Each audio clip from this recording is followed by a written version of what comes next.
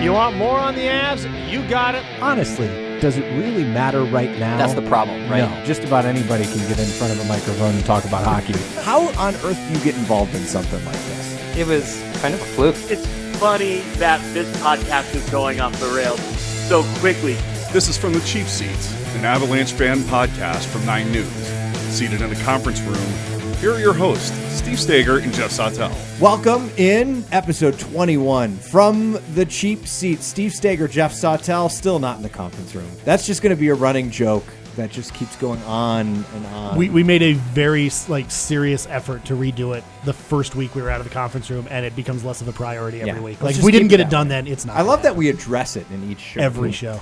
Jay Veen is here with us from the Avs Hockey Podcast. How are you? I'm great. How are you guys? Good. Thanks Good to for have having. you. Thank you so much for having me. A little cross promotion Absolutely. type. There's nothing wrong with that. Yeah. I love your guys' show. Thanks for doing what you do. Let's get right into it. Yeah. I want to know all about how you got into this. So you're telling me a bit. You work in education. I do. You're an ed tech guy. So you're a tech guy. Naturally, that always trying to push the limits just a little bit. Yeah. Makes sense to do something on a computer. Absolutely. How'd you get into podcasting about the Avs? I've always loved this team. I was in college when they won their first cup. So I've been a fan of hockey. I can't remember a time when I wasn't, because I've been here my whole life. So 81, 82 is when the original Colorado Rockies were here. And my dad used to sing the national anthem at some of the Rockies games and some of the Nuggets games as well. Awesome. So after they left, it was the Colorado Flames and it was the Denver Rangers. They both played at the Coliseum. The Grizzlies were after them at McNichols, and when the Avs came, we got season tickets, and we've been sharing season tickets ever since the beginning. So how many people do you share with? At that time, we shared with I think 3 others. So during the playoffs, we got to see one playoff game. We just split it every. We share with one other. He owns 4 of the seats. We own half of 2 of the seats. So we're you go to half the games, about half the games. About half. That's not great. bad. Yeah, that's great. And I live in Southeast Aurora, so the drive down here isn't what it once was. Yeah, I've seen you tweet before and say, I'll be home in about an hour. 2.5-hour commute to Pepsi Center. It's an hour to get down there on game nights during the weekday, and it's a half hour to get home. It's a shame you don't have like a public transit method. Where did you say? You said southeast part Southeast of Aurora? Aurora. Yeah, there's nowhere unless you were going to go way north and take the R line or something. I've got to take I-70 and sit with everybody else. And I-70 I know. at 6 p.m. I know. And what do I do when I play softball once a week during the spring and summer and fall? I played 8th and Federal right here. So it's just like, yeah. You're going further. You're going west. I love driving down around the city and sitting in traffic. It's one of my favorite things. Yeah, why not? Yeah. It sounds like fun. Yeah, totally. So you start podcasting. How many years now? This is the 13th season for the show. And I don't know. I don't know what that is in podcast years. We joke about it like dog years and things like that. But it's just I don't know. There was only one other app. There was. Do you guys know the Puck podcast? Eddie Garcia and Doug. Is it Puck Don't Lie or no? No, this is the Puck podcast. They're still doing it. Eddie Garcia and Doug. I can't remember his last name, but they used to do a show. And they started about 2006. I used to love when they used to talk about the Avalanche, and I wanted more Avalanche talk. There was one other Avalanche show back in that day, and his name was Chris, and he did it. And I was like, there's room for another one. So I started my own. That's awesome. And James Gralian and I, he's my partner, and we do a show about every month. We try to. We're just so busy with family, and he's busy with work and travel and everything. So, yeah. Respect. We should have started out at once a month. That would have been. This was far too ambitious. So much easier. Here I am driving back from Pagosa Springs today, and I'm like, got a nice texting you. Make sure we're all set up. I'll get back just in time. Tape a podcast. It's a lot of work. If you want it done right, like you guys do, and you guys do a great job, just the fan angle and everything. But it's a lot of work. Yeah, it is. Anybody can make one now, but you still have to make a quality show. Yeah, we try. I don't know. And I'm sure you were saying yours is like professionally mixed by James. He's like a sound engineer. James has the skills. Yeah, he's with theater and lighting, and that's what he does. He's done that for years. So it's good to have someone like that on our team. And ours is professionally mixed by an idiot who has no idea how to use this board in front of me. I've always liked that I actually got into TV. My start was as an audio mixer. Really? Yeah, and I've never touched the You've the never audio board. touched It's this always board. Steve. Why did you just tell me this now? Just slide it across the table. I mean, I thought my career in radio and college radio would prepare me for this, but our board was a lot nicer than this. Now give it to Jeff. He'll figure it out. Yeah, I don't know how audio works if there's not like a video camera attached. That's true. That's my problem. That's a good point there. So all those years ago, 13 years ago now. 13 years. What was it like in that early day of podcasting? It was, you know what, I started with like highlights, and I would get highlights and I'd hold my speaker up and play the highlights, and then I was like, that's probably not legal. So I had to change that. I don't know. It was just me talking to myself and just kind of breaking down each game and everything like that. And there's only so much you can do with that. Is it hard to do? Because I'm thinking about like 2006, you're probably not getting a ton of feedback from the audience, right? No, definitely email address or something like that? Yeah, or? something. And nobody emailed then either. So yeah. It's just, I don't know. And then James had his own show that he was doing with another guy. And about 4 or 5 years into it, he was in town. He says, you know what, let's get together and do something with the Avs. The other show kind of fell apart. And so I recruited him on the team AHP, and the rest is history. Like so we did a few shows as he kind of finished up the other show, and you know he lives over by East. I'm an East High School grad, so I love being downtown. Obviously, I'm happy to drive an hour or whatever each way, but so I go over in about every once a month and go. We produce a show over there, and there we go. That's awesome. Yeah. And so we used to go game by game. We can't do that once a month. But you so guys it's more rule the Twitter world, though. We the try. Avs Twitter world. You have done a tremendous job on Twitter. That was one of the first things I ever noticed when I was kind of getting into the scene and trying to gauge how to interact with people in this community. How have you harnessed that? Thanks, by the way. It's mostly me. James is not. I'm glad he was on Twitter at that time, but he's totally off it now, and I totally get that at times as well. You know, honestly, I would love to quit Twitter if I could. Well, you got to deal with it from both angles, from the Avalanche angle and your work angle too. And I've More the seen work some angle, of the APD stuff that you guys do. You do a good job with that, but I can't imagine some of the stuff you have to deal with. But I don't know. I just try and keep it positive. And I played baseball in college, so I try to tweet like an athlete. I try and keep that mindset, because if we just go doom and gloom all the time, nobody wants to read that. There's enough of that already. So I try and keep it positive, and believe me, I'm watching the same game everybody else is, and I see the struggles, and I see everything else. So I don't know. I just try and keep it real positive. And if you wanna be negative about me being positive, that's fine. I was bumping into some negativity last night. We'll talk about that. I saw that. We'll talk about that a little bit later. Yeah. One of the things that fascinates me about your Twitter engagement is Avs Twitter Psychic, which I am now, I believe, a 2-time winner of Avs Twitter Psychic. At least this season, I think I won. It's not as easy as it sounds. I think right? I won last time. Well, basically, you could probably just guess Nate McKinnon every night, and I don't know if you're a stats guy, maybe. Yeah, like, do you have any statistics on how often? I keep a Google form, and I just fill out who scores the first goal each time, and every once in a while, I'll tweet out the stats for the year. Yeah, and it's not McKinnon as much as everybody would think. And if it was that easy, the game wouldn't be that fun. No. So there's just something totally random about it, and that started in 2013 actually. So that's been around for a while. What was the story behind that? How'd you start that? What I was doing is I was just trying to have a good time during one of the games in like late January, and I was just like, Stastny's going to get this next goal, and it happened. And then it happened a couple more times. And Matty Hearn, he's in England actually. He got in touch with me, and he was like, "What's going on?" I was like, "I don't know. I'm the Avs Twitter Psychic," and I used that hashtag. And so when the next season started, I was like, let's have some fun with this, and let's have some fun whether they win or lose. And it's Scott Pantal, a good friend of the show. He always says it's everybody's favorite game to lose, because you have to celebrate an Avalanche goal, but it may not be your guy. Yeah. But when they get shut out, the only regret is when they get shut out. It's yeah, even worse. then you got nothing. But otherwise, it's been fun, and the Avalanche have been so kind to kind of play. A couple fans asked them to play throughout the years. In the last 3 seasons, they've played every game. Oh, really? Yeah. So they call it. The Avs they call it. The Avs make their pick just like everybody else does. And really, and that's Emily, right? That's got to be Emily. I don't know. I know they have a team, and I haven't really met them outright. My sister used to work for Special Olympics Colorado, so she's done a lot of work with them and things like that. And she's asked them, like, "Do you know the Avs Hockey Podcast?" And they're like, "Yeah," but I don't think I've met any of them. So, I don't know if it's Emily or anybody else, but they have been so kind to do it. And it's really, I don't have to explain it anymore. I used to have to, hype it up, and here's how it works, and make sure you include the hashtag. And back in the day, I was like, make sure you tag me too, and it was a lot of work. But now it's just, if you have a tool like TweetDeck, it makes it much easier. That's what I do. I track the Go Avs Go hashtag, and that's where I see the conversation, and that's where I get into a lot of arguments I probably shouldn't be getting into. But one of the areas that fascinates me with Avs Twitter Psychic is just how kind it is. I mean, kind of like what you said, in a world of trash, which is what that medium is. Yep.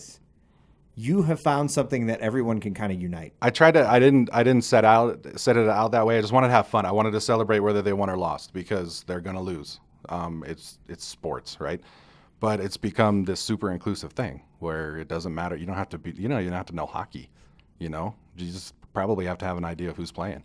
But I just really try to bring people together, win or lose, and just be a fan and enjoy the game. And life is better with Avalanche hockey, even when they're blowing third period leads and things that they're doing lately. So we could talk more about that. But yeah, it's been a lot of fun. And again, it's not just me. I can't just do this on my own. So that's Team Avs podcast. You'll see me use that hashtag, and I can't do that on my own. And everybody's been so kind to be able to be willing to be a part of it. No, I do feel like I got sort of shortchanged last night. I had Landeskog as well. I had him too. This was right after that Stars game, and I picked Landeskog, and Z scores on a deflection when he was trying to pass to a wide open Landeskog. Landeskog would have totally buried that. That's the thing. I thought the same thing. I was like, yeah, that's him right there. Well, then he gets the next one. So awesome tip. In a way, you were kind of right. Yeah, a little bit. I tried to start the hashtag Avs Twitter more psychic. That's right. I saw that. But it's interesting though, because sometimes, like, I know the league's going to look at it. There might be a tip kind of like Landeskog had in front, so I have to wait before I start. Because what I do is I just like the winners, and then I go back to them later. I always like your strategy because I noticed that sometimes you'll announce the winners. If it's a loss, I'm going to bed. I'll get to it in the morning. I just started that, and there's just something about a loss, especially the ones as of late. And it's like, hey, let's celebrate all the winners right after they blow another third period lead. And the next morning is just nice to be able to wake up and say, hey, good morning. Here's the winners from yesterday. Here's the next game. Let's go. Yeah. So it's been fun. Do you keep track of winners? Do you have? I don't. I've tried to keep the competition out of it on purpose because, I know Buccigross, the overtime challenge, he did that a long time ago, and he used to give out prizes like T-shirts and stuff. I don't want to play that game with people. Yeah. You give out stickers. You get stickers anyway. Trying to get them to them would be a little more effort as well. But it's just, I've tried to keep it fun, and I've tried to keep it, if you lose, you still win because your team scored. And it's gone pretty well so far. That's awesome. Yeah. Tell folks how to do it if they're tuning in for the first time and have never seen it. Absolutely. All you have to do is just tweet who you think is going to score the first goal. You can use their middle names if you'd like to, the players, because I know that's what I've tried to do. You're having some fun with it too. Yeah. I don't know why I do that, just because it's fun. I love that you always say the Colorado Avalanche Hockey Club. The term hockey club is not used near enough with all these guys, so I'm just trying to be a little different with it so people notice, because there's so much of the same out there. So yeah, just tweet who you think is going to score first. Use the Avs Twitter Psychic hashtag, and I'll see it. If you win, I'll favorite your tweet when I get a chance to, and then you get a retweet. I share your tweet. It's super simple and super inclusive and a lot of fun, whether they win or lose. So going back, looking at the show, you've been doing it 13 years. 13. What was your favorite show? Oh man, there's been so many. I think it was when we first started with James. It was so nice to have somebody else to talk to, because I was just talking to myself, and I can only make that so interesting and everything. So once we were able to kind of do what you guys and me are doing right now, and we can sit across the table from each other and really talk, I think that was a whole new version of the show. So I don't know if I have specifically one. We have a lot of fun with jersey numbers as well.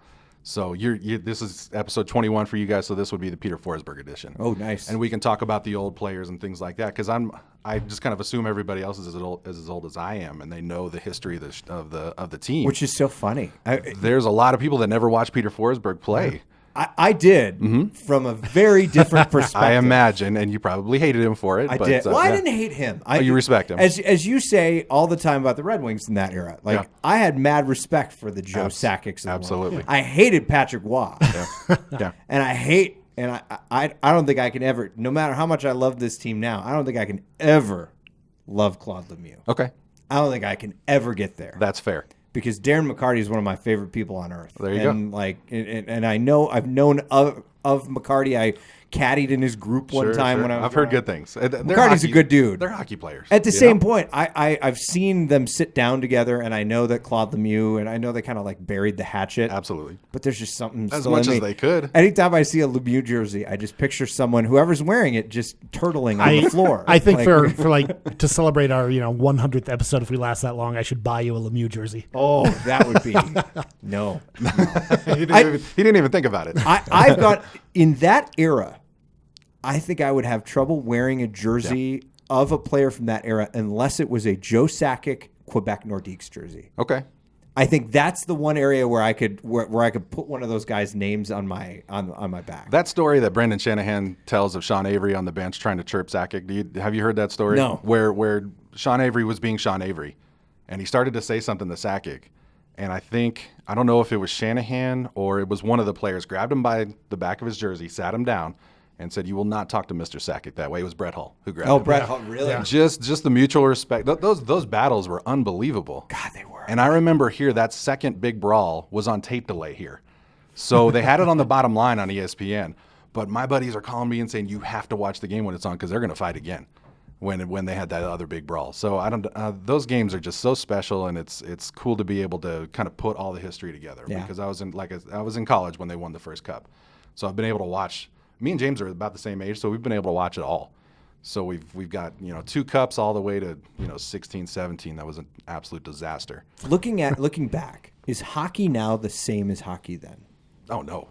Does it feel as special, or is it less special than it was? The one thing that I think about the most is that how many goals could Shanahan, Hull, Yzerman, Sakic, Forsberg, the list goes on. How many goals could they have scored if they were playing in this era right now? With overtime a little bit too, but also the clutching and the grabbing and the hooking. You watch those highlights, man. There was a penalty every play. So it's not the same, but this version, when you watch a Nathan McKinnon do what he does, come on. I mean, it's pretty fabulous. You also wonder if those guys would have been conditioned the way that these guys are. True. I mean, look at McKinnon and how fast he is. I mean, the game He's is unreal. Before, when we were watching that in the 90s, that game was jerseys. all up here. Yeah. I mean, it was all upper body. Yeah. But the game now is so lower body. Yeah, and the jerseys have changed a lot too. I'm a big jersey guy on my Instagram. I love the jerseys and I love the history behind them. The jerseys have changed a ton. Oh, yeah. Yeah. But it's just like it doesn't matter what those Hall of Fame guys would have worn, they would have been just fine. Oh, yeah. I mean, you hear some of these former players also talk about, season would end, and it's like, okay, we'll take a month off, just go play some golf, eat whatever we want, drink a lot. And, they talk about watching the kids now where season ends and 2 days later they're back in the gym. Things have changed a little Yeah. bit. It's still fun to watch. I still appreciate it. Hockey players are still pretty much hockey players too. Oh, yeah. So when you interact with them, and that's part of that culture of the game, is I really enjoy that culture as well. So They're just I have come to find that hockey players are the nicest professional athletes I've ever run there's into. something about the culture. There's something about too when you watch them with kids. They get down on the kids' level, and that's just built in. I don't think they really coach that into them, but just things like that. And that's how I got started. In 81, 82, my dad's singing the national anthem at a Rangers game. The Rangers were in town. And Tom Youngins, one of the wingers, is coming off the ice, and he's handing out pucks to the kids. And my dad's like, do you have one more for my son? He's like, I don't. He goes back out onto the ice, gets a stick for me, and gives it to me. And not long after that, Herb Brooks comes up, introduces, he talks to my dad, goes and sits me in one of the locker rooms and signs a pennant for me, and just things like that. I mean, I don't know. There's something about the game that can really grab you really quickly, and it's always stuck with me. Absolutely. Yeah. Should we talk some current hockey? Absolutely. Maybe we'll take a break first. We'll talk the current Avs with Jay Veen on the other side of this. When deception and dishonesty become the norm, integrity means doing the right thing, even if it's the hard thing. If you've been wronged or see wrongdoing, email us at blowthewhistle@9news.com. Colorado is a sports state. The 9 News app puts all of our great stories in one place. From the pros to the preps, you'll find it all. Plus the latest Broncos update from insider Mike Quist. The 9 News app. Download it today. Back with Jay Veen from Avs Hockey Podcast, talking about the current day Avs. We spent a fair time talking about the old Avs. We ought to talk about this team right now. We began this season with so much excitement. And I feel like right now we are going through what we went through last year, where you get this part of the season where it's just hard to watch this team. You alluded to it earlier. Third period leads. Oh, man. What's going on? I think you got to fire the coach, and let's tweet about it. That seems to be everyone's. That'll solve everything, right? How does Bednar play into any of this? I don't know. The people at this table, me, myself included, for sure, I don't know enough about the game to decide whether we need to fire the coach or not. But So the guys I'm not- on Twitter do. They absolutely do because they have a Twitter account. Yeah, but I mean, me too. I don't. It's a mental thing. Obviously, they're working on it. It's great. You try and go silver linings with it. It's good to have leads to blow, I guess.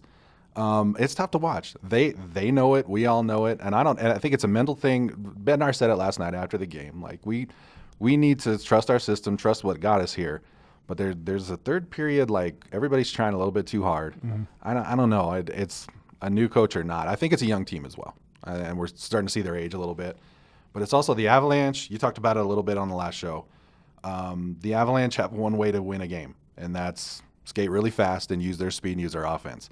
I'd love to see a little more defense and be like, hey, you want to play this game? We can shut you down this way too. And they don't have that quite yet. It's interesting. Like when you watch them play with solid D, they are a good team. Oh, they're unbeatable. When you could tell coach is focusing on that and they're coming out. I mean, I remember Bednar saying that after the game, we got to focus more defensively. Absolutely. At practice the next day, we got to focus more defensively. They go out and they play a game.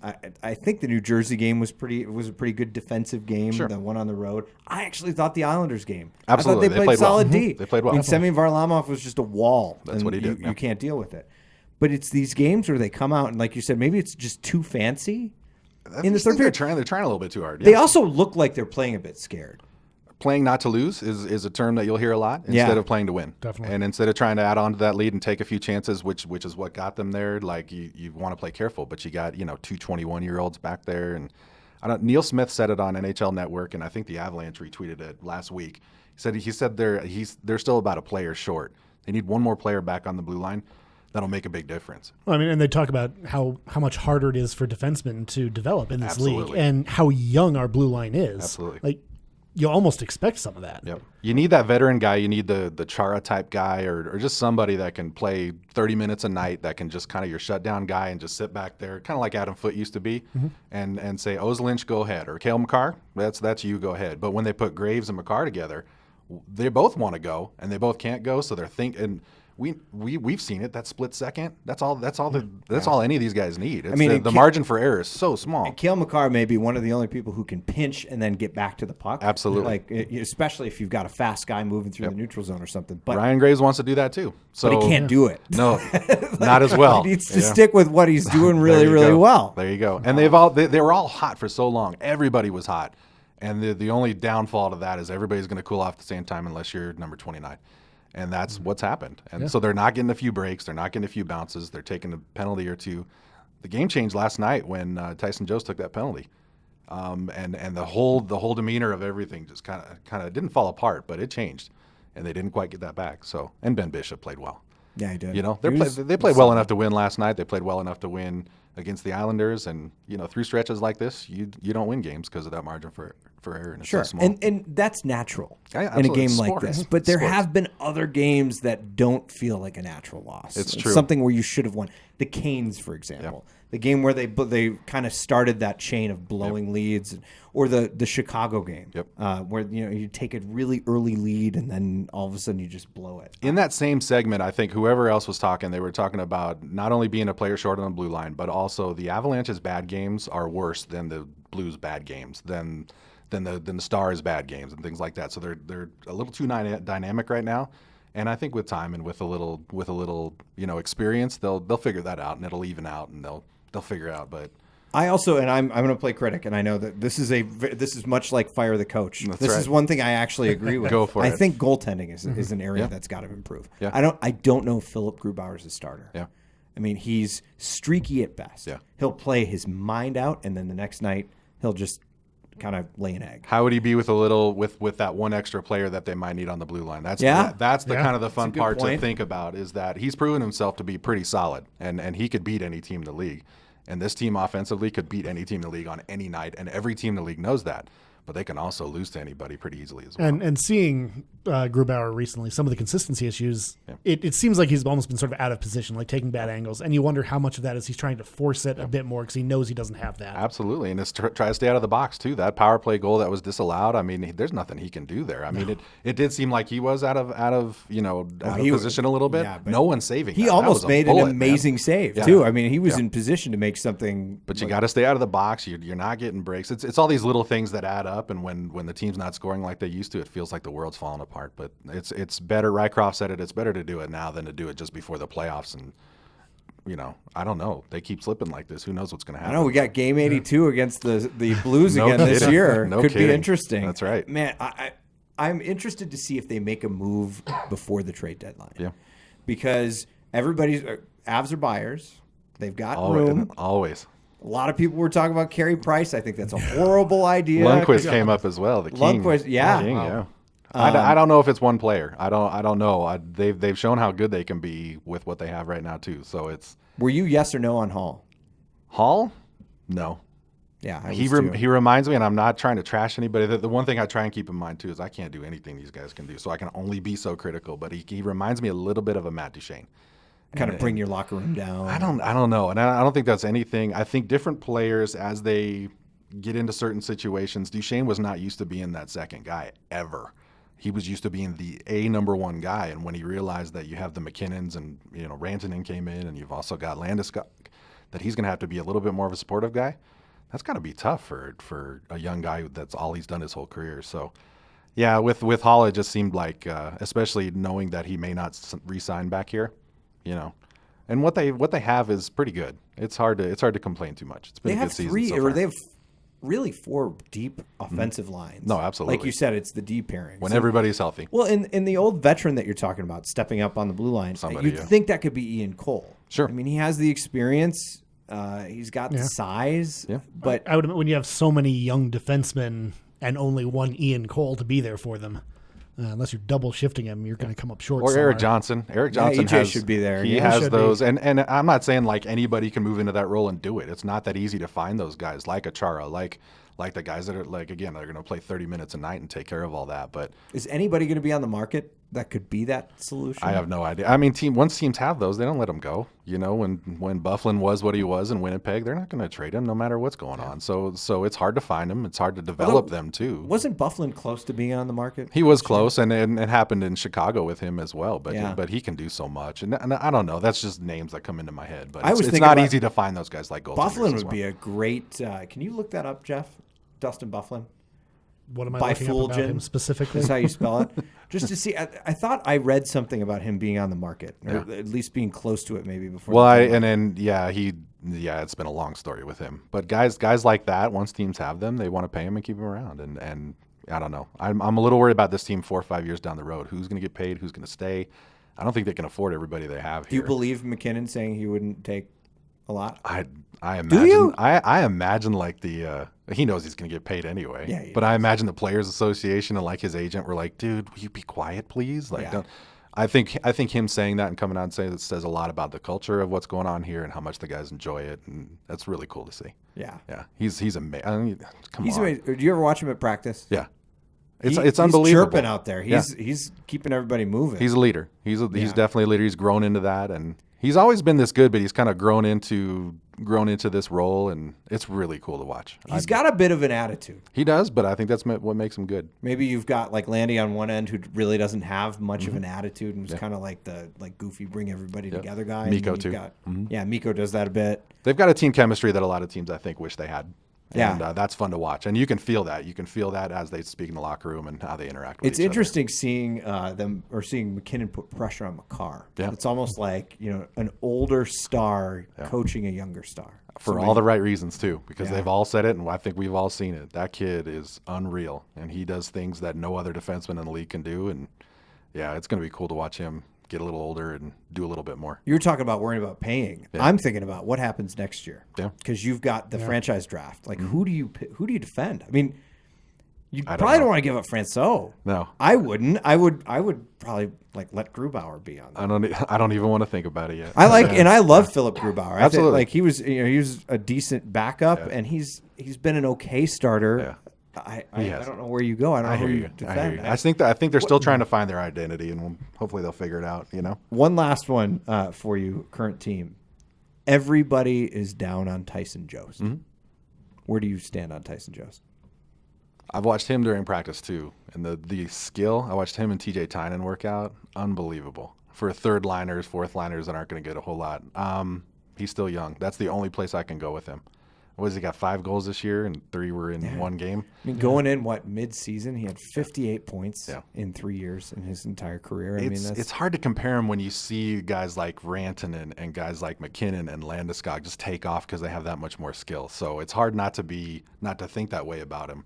If he was on another team and putting up these same numbers and showing that same skill, it'd be a different story. So I don't know. And Comfer's kind of like that too. I think he's got 4 or 5 goals this season. He's playing a lot less because everybody's healthy. Mm-hmm. But it's an interesting thing to think about. And, you want those guys scoring big goals, especially like Comfort did in the playoffs last year.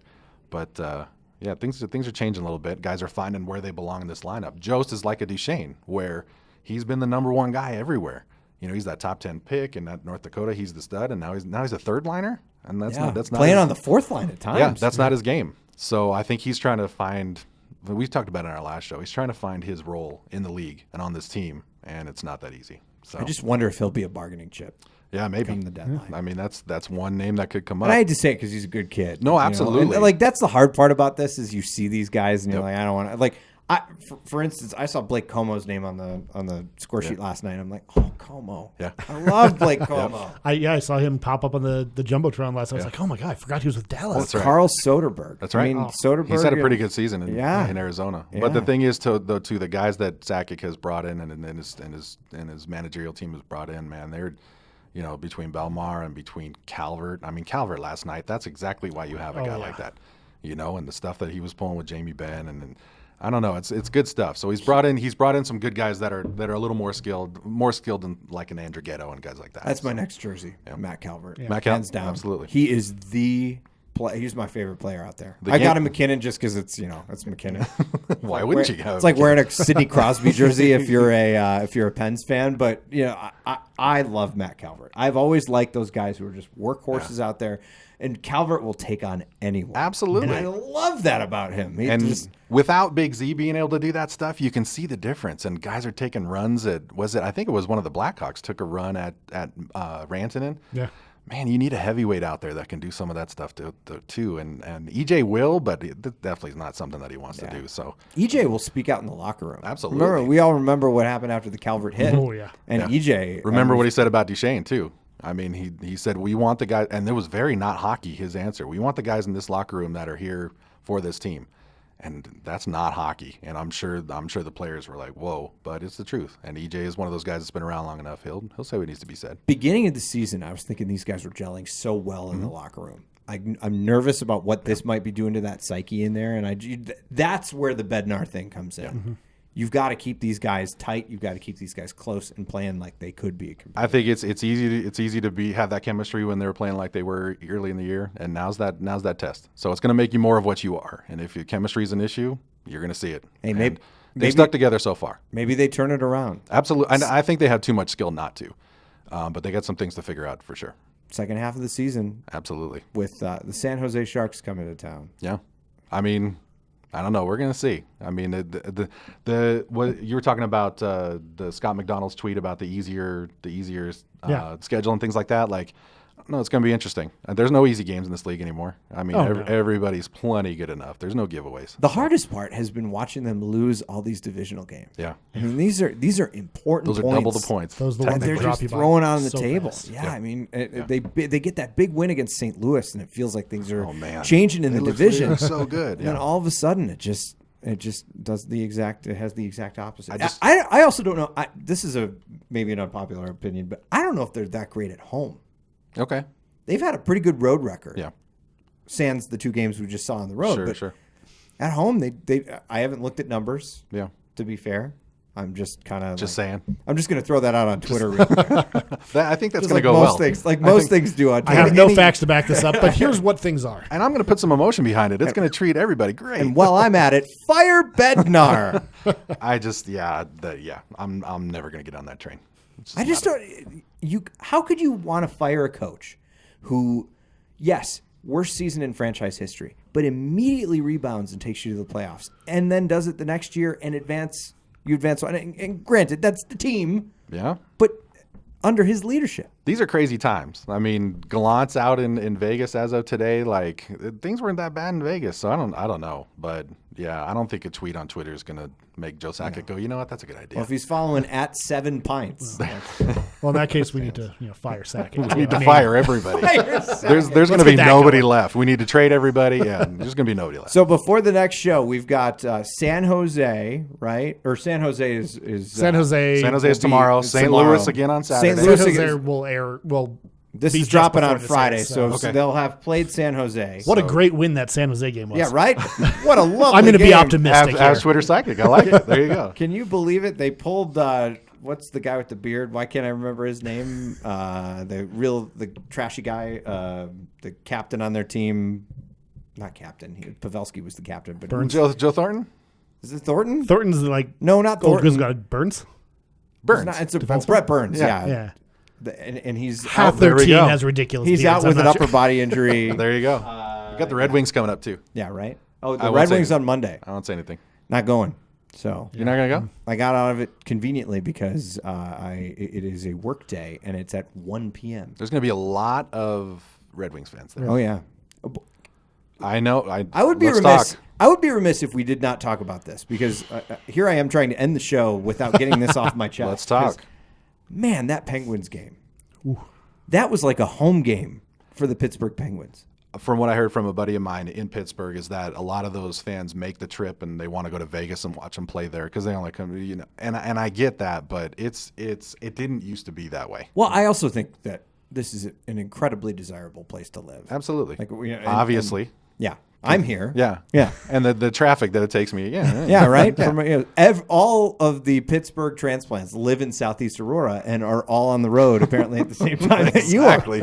But that was tough. How many Penguins fans were there? Like in our section, which we are the cheap seats, Right. are in the attack twice side for the other team. So we always are guaranteed to have more fans of the other team than the Avs. I where just we got are. our name.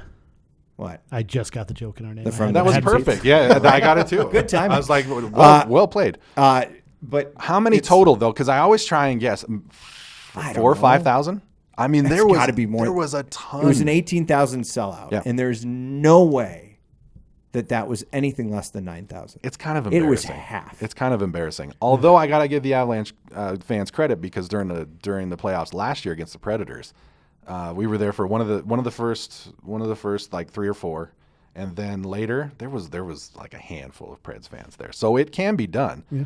But hockey's expensive and this and that. But man, it's tough. It's interesting. Katie, as we were walking out of that Penguins game, Katie turned to me and said, that wasn't really much fun. She said, I'd rather it be the playoffs because at least it's Avs fans during the playoffs. Yeah. Like that building is full of Avs fans. And the Pens are good. Like I enjoy watching the Pens. That's a good hockey team. But it's tough to sit there and listen. There's also, and Jeff and I go on a lot of these trips, and we go into other people's buildings, and it's almost like just out of mutual respect. Like they score, we'll get up, clap a couple times, and then sit down. I've been to Carolina for a couple times, and that's more of my. I'm not looking for people I don't know to give people high fives and things like that. But it seems these other fans that are coming in, and maybe there are obnoxious fans in other buildings from the Avs, maybe, I don't know. But it seems that these other fans just love to get in your face and so do a little annoying. bit of that. I get it, and I hear it all, and I see it all. Like we sit in 303, so it's only three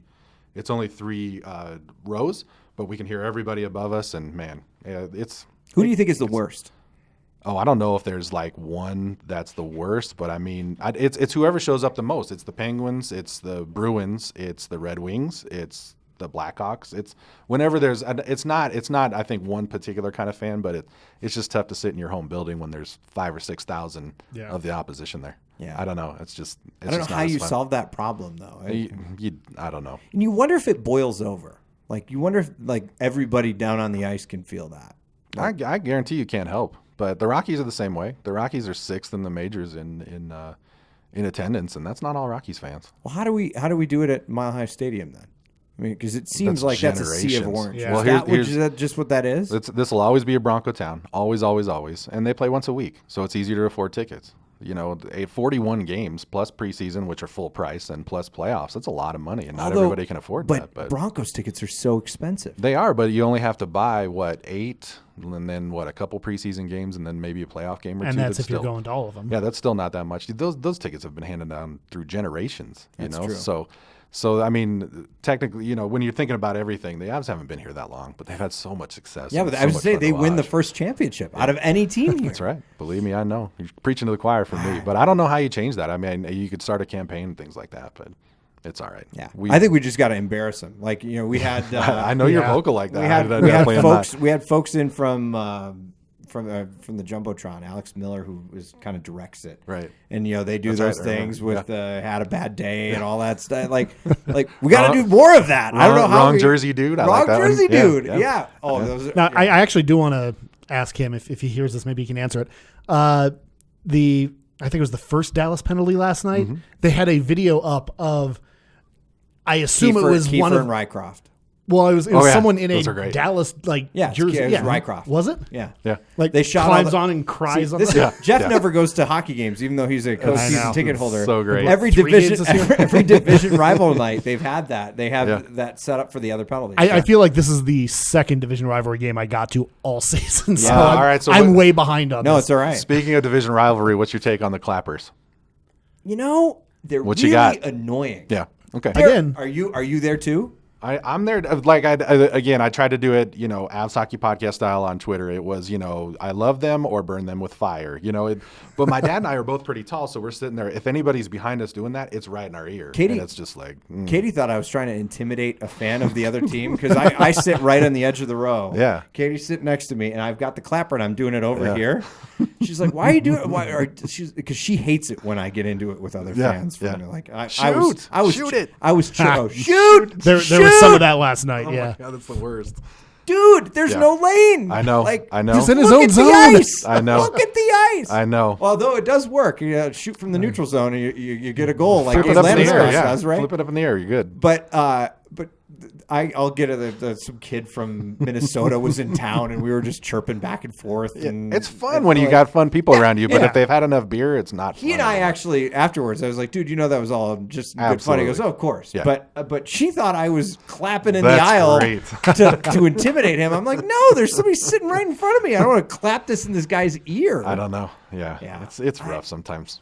It's still fun though. I still enjoy it, and it's just they're a fun team to watch this year. So, They really are. Absolutely. And they will be for a long time. Absolutely, and that's they've come a long ways in the last couple of years. I mean, they finished 18 points behind any other team just like 3 years ago, and that was rough to watch. But the improvements and how quickly they've gotten better, it's fun to watch. Yeah. Yeah. Javine, Avs Hockey Podcast. How do people get it? Oh, Same way they get ours, I'm it's assuming? it's Avs Podcast pretty much everywhere. So I'm on. There's a Facebook page. I don't quite know how to use it yet. As far as like Facebook's weird. But Yeah, on it is Twitter, too. and Instagram, that's pretty much 2 spots. Instagram, we're going to have a lot of jersey stuff on there, so I like to collect that history, some of the game worn stuff. And speaking of Blake Como, I got Como's first period jersey from the game at Coors. Oh, nice. So yeah, how do you like the new Stadium Series? I was jerseys? about to ask you that. It's hard to. So it's- I actually saw some people wearing them last I saw night. the people they've mass produced the fakes really really quickly. Yeah, and they yeah. look authentic. I mean, it Yeah. was impressive. They also look terrible. But It's hard to like them. Like, I got to I see mean- the whole. I got to see the whole kit for Yeah. lack of a better term, but initial. Ooh. like It's pretty on- easy to fake that stuff. Yeah. Oh no, absolutely, yeah. And It's yeah, pretty easy to fake that ugly look. It and totally make it is. look authentic. It totally is. So Yeah, Instagram, you'll see a lot of jersey stuff. Twitter's, you'll see Twitter Psychic and just cheering on the team. Jay, It's fun times. thank you so much for coming. Thanks for having me. This is fun. We appreciate it. Absolutely. Hey, who should we talk to next? Cheap seats at 9news.com, or you can get at us on Twitter at 9cheapseats. I'm Steve Stager at Steve Stager. He's fake Dante. underscore fake Dante. underscore Dante. I forget the underscore. That's bad. to say you should You know don't tweet your- yourself that often. There's nothing wrong with that. We will see you next week. The views and opinions expressed in this podcast are solely those of Steve Stager and Jeff Sautel, who have absolutely no business covering sports at all. They're just fans. You can tell them how wrong they are by tweeting at the show at 9cheapseats or email cheapseats@9news.com.